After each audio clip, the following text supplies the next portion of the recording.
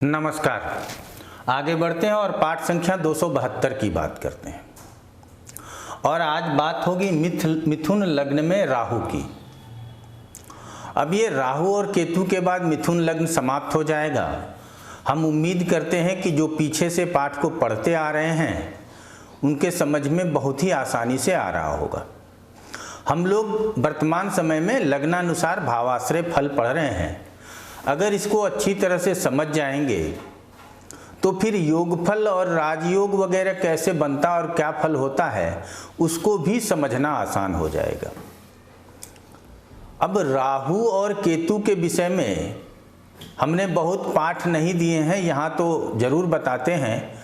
आगे राहु केतु का अलग से चैप्टर प्रारंभ करेंगे, आप लोगों को वहाँ बहुत आनंद मिलेगा। तो आज हम लोग क्या बात करेंगे कि राहु लग्न से 12वें स्थान तक स्थित है तो क्या फल होगा।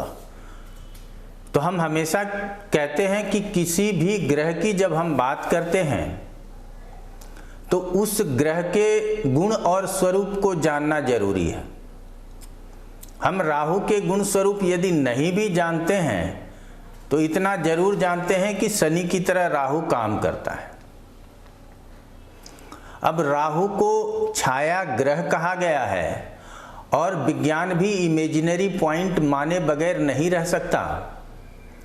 तो हम लोग इसको छाया ग्रह मान करके और इसका प्रभाव क्या होगा इसको समझते हुए आगे बढ़ेंगे। यहाँ राहु को समझने के लिए ये जानना जरूरी है कि वो जिस भी राशि में स्थित होगा उस राशि के स्वामी का फल करेगा और उस राशि स्वामी का जो दूसरा स्थान है, सूर्य चंद्रमा को छोड़ देंगे तो मंगल से लेकर के शनि तक सभी ग्रहों की दो दो राशियां हैं। तो जब इन 5 ग्रहों की राशियों में यदि राहु स्थित है तो उनके दूसरे राशियों के भी परिणाम को करने का प्रयास ये करेंगे। तो सबसे पहले लग्न में स्थित कर ले राहु को, फिर आगे बढ़ते हैं। राहु यदि लग्न में स्थित हो,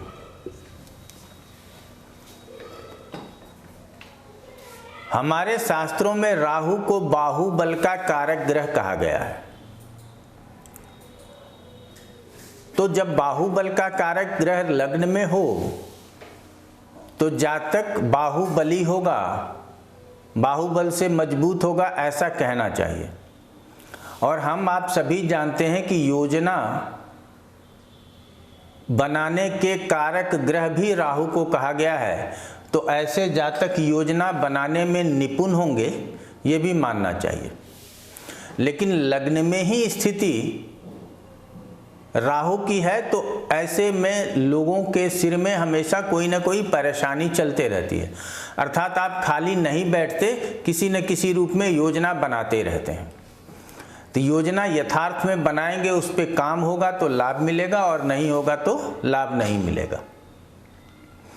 तो यहाँ बाहुबल में कमी नहीं होगी, योजना बनाने में निपुण होंगे, लेकिन आकृत प्रकृति के ऊपर बुरा प्रभाव पड़ता है।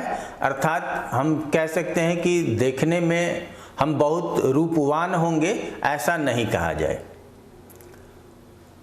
अब हम हमेशा की तरह यहाँ जरूर कहेंगे कि हम इसकी दृष्टि की बात करके आगे नहीं बढ़ना चाहेंगे, क्योंकि दृष्टि की बात हम नहीं करते। अब यहाँ क्या है कि इसके दूसरे राशि अर्थात कन्या, इसका भी ये फल करना चाहेंगे। तो अर्थात ये अपने व्यवस्था से, अपने बल से, अपने योजनाओं से जीवन में सुखी होंगे, ऐसा कहना जरूरी है। अब आगे बढ़िए। और राहु दूसरे स्थान में स्थित हो तो दूसरा स्थान धन का है, कुटुंब का है, हमारे वाणी का है, ये सब हम लोग समझते हैं। तो सबसे पहले जिस स्थान की बात हो रही है उसके कारकत्वों को समझ लें। फिर जिस ग्रह की बात हो रही है वो शुभ ग्रह है या अशुभ ग्रह है, ये समझ लेना जरूरी है। तो ये राहु अशुभ ग्रह है और जिस स्थान की बात करते हैं उस स्थान से हम अपने कुटुंबों की बात करते हैं, अपने धन की बात करते हैं, अपने खाने पीने की रुचि की बात करते हैं, अपने वाणी की बात करते हैं। तो यहाँ क्या होगा कि राहु स्थित है तो निश्चित रूप से आपको अपने कुटुंबों के साथ आपका व्यवहार उचित नहीं होगा, या किसी न किसी कारण से कुटुंब आपसे नाराज हो सकते हैं। आपकी वाणी हम कहेंगे ओजपूर्ण नहीं होगी, वाणी दूषित हो यदि राहु दूसरे स्थान में हो।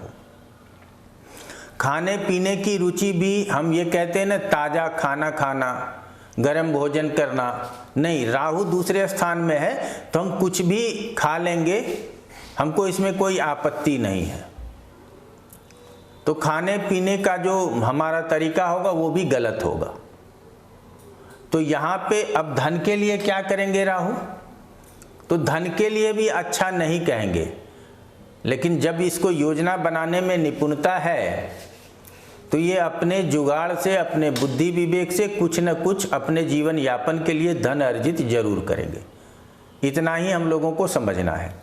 अब कर्क राशि में राहु स्थित है तो अब इसकी कोई दूसरी राशि नहीं, इस चंद्रमा की कोई दूसरी राशि नहीं, और ये जब चंद्रमा की राशि को पीड़ित कर रहे हैं तो मन थोड़ा सा हमारा विचलित जरूर होगा, ये कहना यहाँ उचित होगा।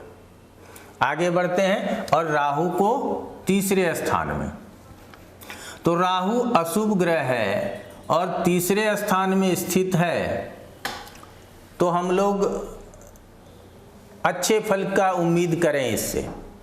और ये बल के कारक ग्रह, हमने कहा कि बाहुबल की बात इसी से होती है, और ये बाहुओं की बात हम तीसरे स्थान से करते हैं। तो तीसरे स्थान में राहु है तो निश्चित रूप से यहाँ राहु अच्छे फल करेंगे। अब अच्छे फल क्या करेंगे? तो खेलकूद में रुचि होगी, कलाओं के क्षेत्र में हम किसी न किसी तरह से सफलता प्राप्त करने का भरसक प्रयास करेंगे। हम नौकर चाकर के साथ अपने बुद्धि से जुड़े रहेंगे, विचारों से नहीं। विचार से जुड़ना और बुद्धि से जुड़ना अलग है। तो हम यहाँ बुद्धि से जुड़े रहेंगे। हम अच्छे हैं या बुरे हैं ये पता ही नहीं चलेगा। हमारे जो अनुचर हैं या अनुयायी हैं या हमारे छोटे सेवक कर्मचारी हैं, उसको ये पता नहीं चलेगा कि हमारे साथ बुद्धि का प्रयोग हो रहा है। हमसे ये प्रेम नहीं करते, ये प्रेम दिखाते हैं। तो ये तीसरे स्थान में राहु स्थित हो तो आप किसी न किसी रूप में तीसरे स्थान से संबंधित फल को प्राप्त करेंगे।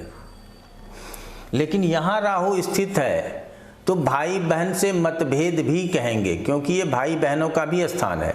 तो आप कहेंगे कि बल से संबंधित जितना भी रिजल्ट था उसको अच्छा बताया।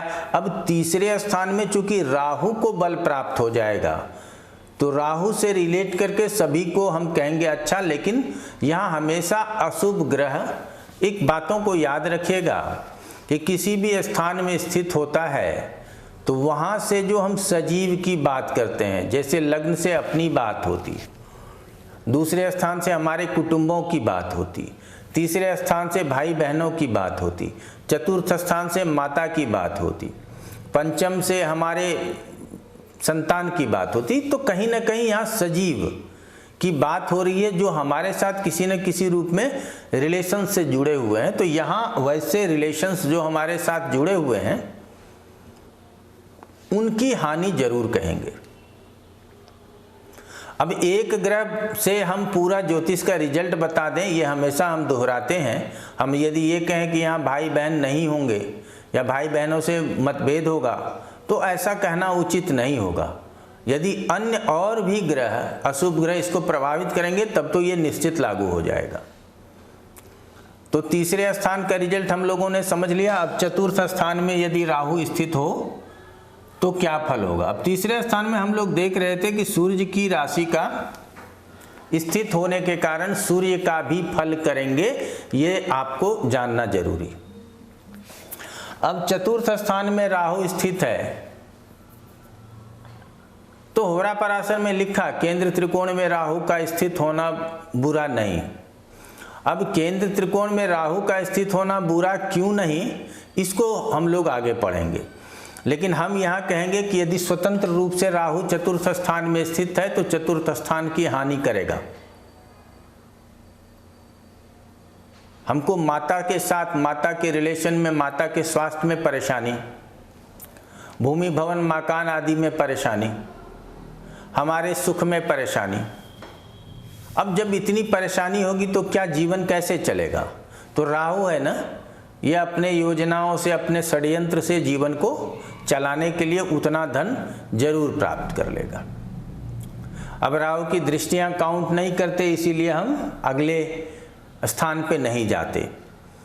अब राहु चतुर्थ स्थान में कन्या राशि का स्थित है, तो केंद्रीय प्रभाव लग्न के ऊपर भी होगा।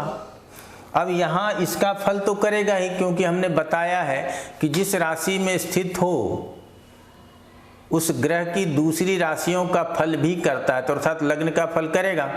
तो जातक बलवान होंगे और अपने जीवन को अपने ही योजनाओं पर चलाने में निपुण होंगे। आगे बढ़ते हैं। राहु पंचम स्थान में स्थित हो तो ऐसे जातक क्या विवेकी होंगे यदि राहु पंचम में हो? क्योंकि यहाँ से विवेक की बात करते हैं। राहु पंचम में स्थित होना जब हम लोग पढ़ेंगे आगे, हम इसलिए बहुत धीरे धीरे चलते हैं, दोषों की बात नहीं करते, क्योंकि अगर हम एक दोष बताएंगे तो आप उसमें जोड़ के 10 दोष समझ जाएंगे। तो राहु पंचम में है, तो हम लोग जब पितृदोष की बात करेंगे, पितृदोष, मातृदोष, स्त्री से दोष, सर्प से दोष, तो जब इतने प्रकार की दोष की बात होगी तो यहाँ राहु पंचम या पंचमेश के साथ होगा या उसके साथ रिलेशन होगा, तभी ये होगा। लेकिन वर्तमान समय में राहु किसी के साथ लग जाए, सूर्य के साथ हो गया तो ग्रहण दोष बोल देते हैं, केतु के साथ, गुरु के साथ हो गया तो चांडाल दोष बोल देते हैं। ऐसे दोष बोलने से बचना चाहिए, ये मिथ्या प्रचार। तो राहु पंचम में हो तो संतान की बात होगी, तो संतान होने में परेशानी होगी। अब यहाँ राहु है तो ये आपको पता नहीं चलेगा कि परेशानी क्यों हो रही है और परेशानी है क्या। अब पंचम में स्थित है तो हमेशा अपने अति बुद्धि का, मतलब हम बहुत बुद्धिमान हैं, ऐसा हमेशा साबित करने का प्रयास करेंगे। अच्छा, कहते हैं ना एक्सपोज हो जाना, तो पंचम में राहु स्थित है और यदि आप प्रयोग कर रहे हैं कि हम बहुत विवेकी हैं, बहुत बुद्धिमान हैं, तो सामने वाला उस बात को समझ जाता है और आप एक्सपोज हो जाते हैं। अब पंचम में तुला राशि का स्थित है तो आप समझ सकते हैं कि तुला राशि की तरह, और तुला राशि की दूसरी राशि क्षमा चाहेंगे शुक्र की दूसरी राशि द्वादश में है, तो यहाँ बैठ के द्वादश के भी फल इनको करने हैं। और फल तो सभी ग्रह दशा अंतरदशा में करते हैं, ये हम लोग सभी जानते हैं। तो हम लोगों ने देखा कि पंचम स्थित राहु किस प्रकार से परिणाम देता है। और मिथुन लगन की बात हो रही, ये समझिएगा, क्यों हम लगनानुसार पढ़ रहे हैं, ये बड़ी, अब ये चैप्टर बहुत लंबा होने जा रहा है, लेकिन उसके बावजूद भी यदि आप 10-10 मिनट समय देते हैं तो हमको उम्मीद है कि आप बहुत कुछ सीखेंगे। तो तुला राशि में राहु पंचम में है और इसकी दूसरी राशि व्यय स्थान में है, तो उसके भी फल इनको करने हैं। और जब ये व्यय स्थान में रहेंगे तब पंचम के फल करेंगे। तो पहले किसका फल करेंगे, अधिक किसका फल करेंगे? तो हमेशा अधिक जिस स्थान में स्थित होंगे उस स्थान में जो राशि होगी उनके अनुकूल ज़्यादा फल करेंगे। आगे बढ़ते हैं और छठे स्थान में राहु को ले लेते हैं। आप जानते हैं कि हम राशि और उच्च नीच राहु का नहीं बताते, भ्रम पैदा होता है, तो इसीलिए बताया गया है। हम लोग भी आगे कभी न कभी चर्चा करके, हमको पता है, लेकिन हम प्रयास करते हैं कि न निकले हमारे जुबान से, क्योंकि गलती से भी कहीं निकल जाता है तो हमको प्रश्न का जवाब देना पड़ता है। तो अगर यहाँ पे राहु है तो ये मंगल की राशि है, तो मंगल की दूसरी राशि लाभ स्थान में है, तो छठे में बैठेगा तो लाभ की भी बात करेगा। अब छठा स्थान राहु के लिए बहुत ही अच्छा स्थान हो गया, क्योंकि यह अशुभ स्थान है, राहु अशुभ ग्रह है और जिस राशि में बैठे हैं वो अशुभ ग्रह की राशि है। तो अब यहाँ राहु मंगल की तरह काम करेगा और मंगल के राशियों का फल करेगा। अब इस बात में बहुत सारे लोगों को विवाद है, मैं ये जानता हूँ कि ये शास्त्रों से ही ली गई बात है। अब इसकी व्याख्या सब लोग अपने अपने तरीके से कर लेते हैं, लेकिन हमेशा जो भी शैडो प्लैनेट्स राहु और केतु आप उसको प्रभावित नहीं करते, लेकिन आप उससे प्रभावित होते हैं, ये मानना है।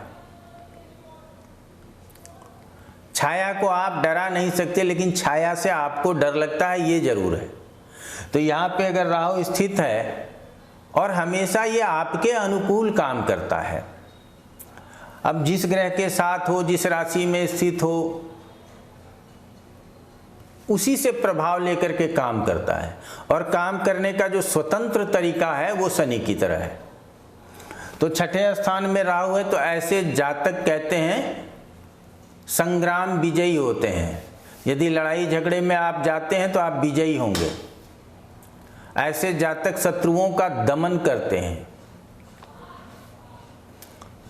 ऐसे जातक जीवन में संघर्ष करने का पूर्ण सामर्थ्य रखते हैं। तो छठे स्थान में राहु को हम लोग बुरा नहीं कहेंगे। यहाँ पे राहु स्थित है, अब दशांतरदशा आएगी, वहाँ पे हम लोग समझेंगे कि किस तरह से फल करेगा। लेकिन छठे स्थान में स्थित राहु बुरे फल नहीं देते। तो आप ये समझ गए, हम लोगों ने लग्न से छठे स्थान तक बात की। अब हम दूसरे क्लास में 7वें से लेकर 12वें स्थान तक की बात करेंगे। हम हमेशा की तरह बातों को दोहराएंगे कि पाठ को क्रम से पढ़िए। कोई परेशानी हो तो निसंकोच होकर के फ़ोन पे संपर्क कीजिए, मेल पे संपर्क कीजिए, कमेंट में लिखिए। और जितना आप हमसे प्रश्न करते रहेंगे, हम आपको उसका जवाब देते रहेंगे, तो आपके लिए भी अच्छा रहेगा। आज इतना ही। आप लोगों का बहुत